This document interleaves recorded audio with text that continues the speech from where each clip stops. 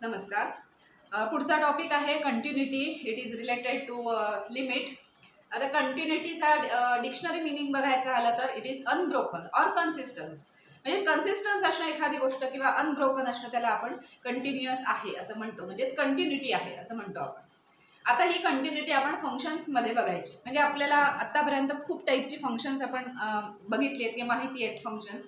तर ही फंक्शन त्या फंक्शनची फंक्शनल व्हॅल्यू पण काढली आहे, लिमिट्स काढली आहेत, त्याच्यानंतर जाऊन पुढे ग्राफ पण काढलेत बऱ्याच फंक्शन्सचे. तर यू नो की फंक्शन्स कुठलंही असेल तर त्याचा आपण ग्राफ प्लॉट करू शकतो. तर आता आपल्याला बघायचं आहे एखादं फंक्शन कंटिन्युअस असेल का, म्हणजेच फंक्शनची कंटिन्युटी रिलेटेड टू फंक्शन आपण आता बघणार. सो एफ एक्स हे फंक्शन दिलेलं असेल कुठले, समजा सपोज x², तर हे कंटिन्युअस आहे का. आता हे कसं चेक करायचं की कंटिन्युटी ह्याचा अर्थ जसा म्हटलं तसं, जसा इंग्लिशमध्ये त्याचा अर्थ आहे तोच सेम इथे मॅथ्समध्ये आहे. कंटिन्युअस असलं पाहिजे, म्हणजे over the period of time ते असं एकदम अनब्रोकन असलं पाहिजे, हे आपल्याला माहिती. तर ते कसं करणार, तर ह्या फंक्शनचा समजा मी जर ग्राफ काढला आणि तो ग्राफ जर अनब्रोकन असेल किंवा कंटिन्युअस असेल, म्हणजे ह्या x² या फंक्शनचा जो काही ग्राफ येतो, समजा असा काहीतरी ग्राफ येत असेल x² फंक्शनचा, आणि मग एक पर्टिक्युलर इंटरवल म्हणजे आता तुम्हाला माहिती आहे इंटरवल म्हणजे एक सबसेट असतो रिअल लाईनचा, म्हणजे रिअल नंबर सिस्टीमचा एक सबसेट घेतलेला असतो. म्हणजे रिअल लाईन सिस्टीम माहिती आहे तुम्हाला, रिअल लाईन -∞ टू +∞ पर्यंत सगळे नंबर्स त्याच्यात इन्क्लूड होतात, ती रिअल लाईन. त्या रिअल लाईनचा एक सबसेट त्याला म्हणतात इंटरवल. तर ह्या कुठल्या तरी एका इंटरवलसाठी आपण जर तो ग्राफ ऑब्झर्व केला, सपोज हा असा काहीतरी ग्राफ असणार एक्स प्लेन, XOY प्लेन वगैरे. त्याच्यानंतर ह्या इंटरवलपासून म्हणजे हा ए हा पॉईंट घेतला सपोज, आणि हा सपोज बी हा पॉईंट आहे. तर ह्या ए आणि बी, या A to B मध्ये या फंक्शनचा ग्राफ आपण ऑब्झर्व करायचा. हा अनब्रोकन आहे का हे चेक करायचं. हा जर फंक्शनचा ग्राफ अनब्रोकन असेल then we can say that the given function is continuous within the interval a to b, open interval a to b. तर फंक्शन कंटिन्युअस असणं हे ग्राफने तुम्ही तर लगेच प्रेडिक्ट करू शकता की हे फंक्शन कंटिन्युअस आहे की नाही. पण प्रत्येक वेळेला काय आपण फंक्शनचा ग्राफ काढत बसणार नाही. फंक्शन दिलं, डायरेक्ट ग्राफ काढला त्याचा, मग चेक केलं की त्याचा ग्राफ अनब्रोकन आहे का, असेल तर तो कंटिन्युअस आहे, नसेल. इथे जर ह्या फंक्शनचा ग्राफ अशा पद्धतीने काहीतरी आला असता की हा इथे गेलाय आणि हा इथून असा चालू झालाय, तर याचा अर्थ काय, ए पासून बी पर्यंत जाताना फंक्शनचा ग्राफ इथे ब्रेक झालाय, म्हणजेच काय ह्याच्यात कन्सिस्टन्सी नाहीये, इथे अनब्रोकन असं दिसत नाहीये, म्हणजेच हा ग्राफ कंटिन्युअस नाहीये, म्हणजे फंक्शन ते दिलेलं कंटिन्युअस नसेल, डिसकंटिन्युअस असेल वगैरे असं आपण म्हणू शकतो. ग्राफवरनं तर सहज लक्षात येतं की फंक्शन कंटिन्युअस आहे की नाही. पण म्हटलं तसं एव्हरी टाईम आपण ग्राफ नाही ड्रॉ करत बसणार आहोत.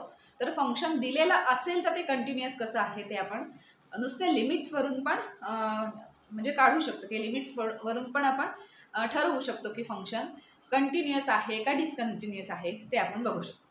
आता डेफिनेशन वाईजच function continuity of a function असं डेफिनेशन वाईजच म्हणायचं झालं तर लिमिटच्या रिलेटेड आपली ती डेफिनेशन आहे. ती डेफिनेशन अशी आहे की कुठलाही एखादा ए हा पॉईंट या ग्राफवरचा किंवा त्या फंक्शनचा कुठलाही एखादा ए हा पॉईंट घेतला, तर ह्या एच्या A+H एवढ्या डिस्टन्सवर एखादा जर पॉईंट आपण घेतला, हा ए आहे, तर A+H या डिस्टन्सवर, म्हणजे त्याला नेबरहूड म्हणतात. नेबरहूड म्हणजे अर्थ माहिती आहे, इंग्लिशमध्ये जो अर्थ आहे तोच पुन्हा मॅथ्समध्ये आहे. तर त्या एच्या नेबरहूडमध्ये म्हणजे अगदी शेजारचा, अगदी जवळचा.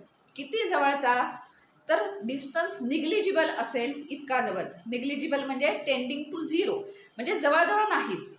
निग्लिजिबल ह्याचा अर्थ जवळजवळ नाहीच, अगदी 0 असेल असं. सो डिस्टन्स निग्लिजिबल असेल इतक्या जवळचा पॉईंट, इतक्या नियरेस्ट पॉईंट जर आपण घेतला, तर हा जो ए आहे आणि A+H आहे यांची फंक्शनल व्हॅल्यूज आपण ड्रॉ केली. f(a+h) फंक्शनल व्हॅल्यू कशी काढायची, फंक्शन दिलेलं असेल तर आपल्याला माहिती, आपण फंक्शनल व्हॅल्यूज पण काढलेल्या आहेत. त्याच्यानंतर ज्यांच्या येत नव्हत्या डायरेक्टली काढता त्यांच्या लिमिटिंग व्हॅल्यूज पण काढलेल्या आहेत.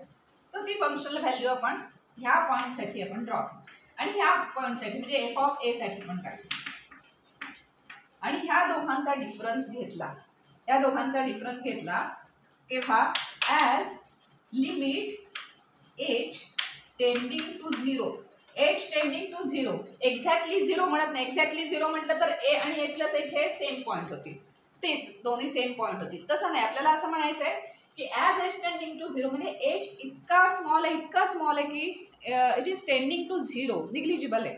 सो निग्लिजिबल डिस्टन्सवर ए पासून ए प्लस एच हा जर पॉईंट घेतला आणि f of A plus h काढलं, एफ ऑफ ए काढलं आणि त्यांचा डिफरन्स घेतला तर त्यांची लिमिटिंग व्हॅल्यू कुठे टेंड होते तर झिरोला टेंड होते, म्हणजे जवळजवळ सेम होते किंवा जवळजवळ सारखी येते. फंक्शनल व्हॅल्यू एक्झॅक्ट व्हॅल्यू असते, आपण ती पहिल्या टॉपिकमध्ये फंक्शन या टॉपिकमध्ये बघितली, आपण एक्झॅक्ट व्हॅल्यू काढतो फंक्शनल व्हॅल्यू, पण काही वेळेला ती तशी काढता येत नाही म्हणून आपण लिमिटिंग व्हॅल्यू काढतो. म्हणजे काय होतं की त्या दोघांमधला डिफरन्स पण टेंडिंग टू झिरो. आता आपण जेव्हा हा असा ग्राफ काढतो फंक्शनचा, जेव्हा ए प्लस एच आणि ए हे पॉईंट्स आहेत ना, आणि ग्राफ काढताना आपण फंक्शनचे ग्राफ काढले आहेत, आठवतंय, sine function, cos function, tan function वगैरे बऱ्याच फंक्शनचे ग्राफ काढलेले आहेत. तर फंक्शनचा ग्राफ काढताना आपण कसा घेतो, ए हा पॉईंट घेतो आणि त्याचा फंक्शनल व्हॅल्यू घेतो एफ ऑफ ए, आणि ए हा एक्स ॲक्सिसवर, एफ ऑफ ए हा वाय ॲक्सिसवर प्लॉट करतो आणि या अशा पद्धतीने आपण त्याचा ग्राफ तयार करतो, मॅक्सिमम पॉईंटमधून जाणारा असं आपण ग्राफ त्याचा प्लॉट करतो. सो फंक्शनचा ग्राफ आपण असा घेतो, म्हणजेच काय म्हणायचं आहे ना की ए आणि ए प्लस एच हे जर निग्लिजिबल डिस्टन्सवर असतील, म्हणजे एक्स ॲक्सिसवरचे ए आणि ए प्लस एच हे जर अगदी कमी डिस्टन्सवर असतील, म्हणजे त्यांच्यात खूप कमी डिस्टन्स असेल, तर त्यांच्या फंक्शनल व्हॅल्यू ज्या आहेत त्या ह्या ग्राफवर किती असणार आहेत तर इतक्या जवळ असणार आहेत, इतक्या कमी डिस्टन्स असणार आहेत की कुठेही त्या अशा इन्फिनिटीकडे डायरेक्ट गेल्या आणि तिथे ब्रेकच झाला ग्राफ, असं कधी होणार नाही. सो डेफिनेशनचा मिनिंग हा ग्राफशी रिलेटेडच आहे की ए आणि ए प्लस एच्या व्हॅल्यू घेतल्या आणि त्याच्या ग्राफवर प्लॉट केल्या, F A plus A, F of A plus H, F of A, तर ह्यांचा डिफरन्स पण निग्लिजिबल असतो. जेव्हा आपण असं म्हणतो की ह्या दोन पॉईंटमधला डिफरन्स निग्लिजिबल आहे, म्हणजे ते काय एका लाईनवर असतात, अगदी बारकाईने ऑब्झर्व केलं ते त्या एका लाईनवर असतात, म्हणजे त्या दोघांमधून जाणारी एक लाईन, म्हणजे कंटिन्युअस एक लाईन तिथे असणार आहे, म्हणजेच ते अनब्रेकेबल किंवा अनब्रोकन असणार आहे. म्हणजे ज्याचा ग्राफ मिनिंग काय होतं ह्या डेफिनेशनचं फायनली की हे म्हणजे काय की ज्याचा ग्राफ हा अनब्रोकन येतो त्याला म्हणायचं continuous function. Simple meaning continuous फंक्शनचं हेच आहे की जसं इंग्लिशमध्ये तसं तो कंटिन्युअस असतो, कुठेही ब्रेक होत नाही, अशा कुठल्याही फंक्शनला म्हणतात कंटिन्युअस फंक्शन. मग सगळी फंक्शन्स ही कंटिन्युअसच असतात का तर अर्थातच नाही, तसं असतं तर हा कन्सेप्टच आला नसता. तर काही फंक्शन्स ही कंटिन्युअस नसतात, त्यांना म्हणतात discontinuous functions. So some of are continuous function, काही फंक्शन्स डिसकंटिन्युअस असणार आहेत, ते आपण जसे एक्झाम्पल्स घेऊ तसं आपल्याला लक्षात येईलच की कुठल्या टाईपची फंक्शन्स ही डिसकंटिन्युअस असतील किंवा काय क्रायटेरिया यूज केला की आपल्याला लक्षात येईल की कंटिन्युअस फंक्शन कशाला म्हणायचं आणि डिसकंटिन्युअस. डेफिनेशन ही अशी आहे एवढी, पण त्याचा मिनिंग खरा मेन मिनिंग काय आहे त्याचा की you can plot graph of any function. हे तर खरं आहे, कुठल्याही फंक्शनचा ग्राफ तुम्ही प्लॉट करू शकता आणि ग्राफ बघून तुम्ही सांगू शकता की फंक्शन त्या पर्टिक्युलर इंटरवलसाठी कंटिन्युअस आहे का नाही. त्या इंटरवलमध्ये ग्राफ जर कंटिन्युअस असेल तर कंटिन्युअस, ग्राफ नसेल कंटिन्युअस ब्रोकन असा ब्रेक होणारा ग्राफ असेल.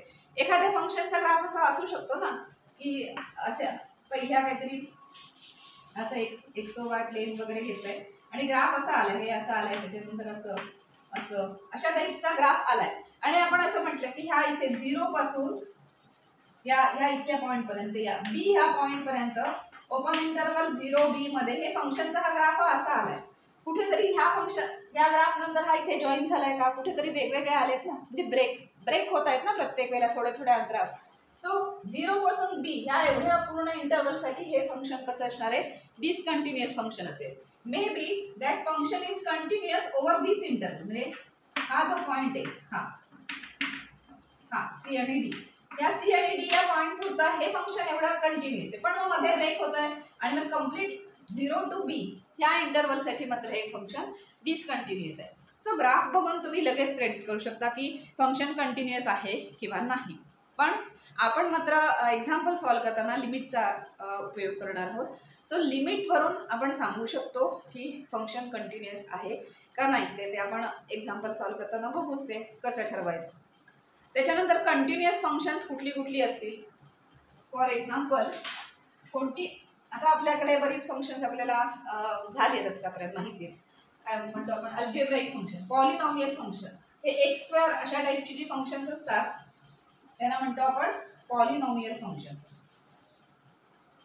म्हणजे कुठली असं x square plus 2x plus काहीतरी -3 अशा टाईप, हे पण पॉलिनॉमियल फंक्शन झालं. तर एक्स रेस टू एन कुठलीही, ही सगळी पॉलिनॉमियल फंक्शन्स आहेत, ती त्या त्या पर्टिक्युलर इंटरवलवर काय असतात, कंटिन्युअस फंक्शन्स असतात. एखादा पॉईंट काही वेळेला कंटिन्युटीचा हा होऊ शकतो, पण ते आपण पुढे बघणार आहोत की डिसकंटिन्युटी आली तर ती रिमूव्ह करता येते का वगैरे, ते पुढे बघू. पण सगळी all polynomial functions are continuous functions. Then constant function f(x) = k, ते फंक्शन असेल तर त्याचा ग्राफ एकदम सिंपल आहे. तो k ह्या पॉईंटला असा ग्राफ येतो ना, आपण मला वाटतं 10th मध्ये वगैरे बघितले की फंक्शनचे ग्राफ कसे काढायचे. त्यात आपण कॉन्स्टंट फंक्शनचा ग्राफ बघितलाय ना आपण, असं y = 6 किंवा x = -7 वगैरे अशा टाईपचे हे कॉन्स्टंट फंक्शन झाले. ते एकदा x ला परपेंडिक्युलर असतात किंवा एकदा y ला परपेंडिक्युलर असतात, डिपेंड y = x अशा टाईपचे. तर ते ग्राफ आपण बघितले तर ते कंटिन्युअसच असतात. त्यामुळे f(x) = k, constant functions are continuous. त्याच्यानंतर e⁻x, f(x) = e⁻x or log x, म्हणजे लॉगॅरिथमिक फंक्शन किंवा एक्सपोनेन्शियल फंक्शन्स ही सुद्धा सगळे कंटिन्युअस फंक्शन आहेत. त्याच्यानंतर ट्रिग्नॉमेट्रिक फंक्शन्स बघितली होती आपण, त्यातली 2 फंक्शन्स कंटिन्युअस आहेत. ट्रिग्नॉमेट्री मधली sin x and cos x, he 2 functions continuous आहेत. कारण ह्या 2 फंक्शन्सचा तुम्ही ग्राफ बघितलात तर sin x चा ग्राफ तुम्हाला आठवत असेल 0 ला सुरू होऊन अशा पद्धतीने तो असा इन्फिनिटी पर्यंत जात असतो कंटिन्युअसली, कुठेही ब्रेक होत नाही. So that is sin x. आणि cos x कसा आहे, 0 ला इथे 1 असतं त्याचा आन्सर, त्यामुळे अशा पद्धतीने cos x आपण कंटिन्युअसली इन्फिनिटी पर्यंत जातो.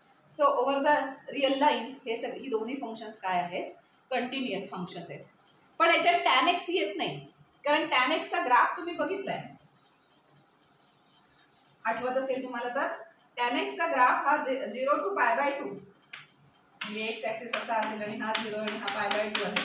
तर 0 to π/2 मध्ये तो असा येतो आणि मग परत पुढच्या इंटरवलमध्ये असा, मग परत पुढच्या इंटरवलमध्ये असा, म्हणजे प्रत्येक वेळेला π/2 च्या मल्टिपलमध्ये तो ब्रेक होत राहतो आणि तो ती व्हॅल्यू एकदम इन्फिनिटीकडे जाते. कारण हा ब्रेक होतो म्हणजे काय, हे इन्फायनाईट व्हॅल्यू म्हणजे जी इन्फिनिटी होते. कारण tan π/2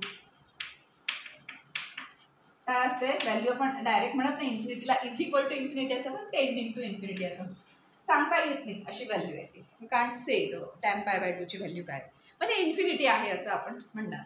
सो ते इन्फिनिटीकडे जाते, इन्फिनिटीकडे याची व्हॅल्यू जाते, त्याला आपण कंटिन्युअस नाही म्हणू शकतो, तो ब्रेकच होतो ना.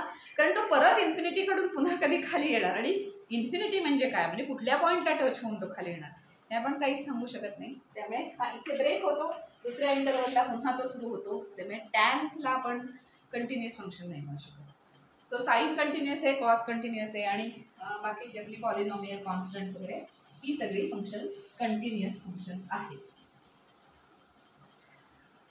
आता त्याच्या पुढे आपण जाऊन मग डिस्कंटिन्युटी म्हणजे काय, मग डिस्कंटिन्युटीमध्ये काही प्रकार आहेत का, किंवा मग कशी फाइंड आउट करायची डिस्कंटिन्युटी वगैरे, हे सगळं डिटेलमध्ये आपण बघूच आणि एक्झाम्पल्स पण सॉल्व्ह करणार आहोत.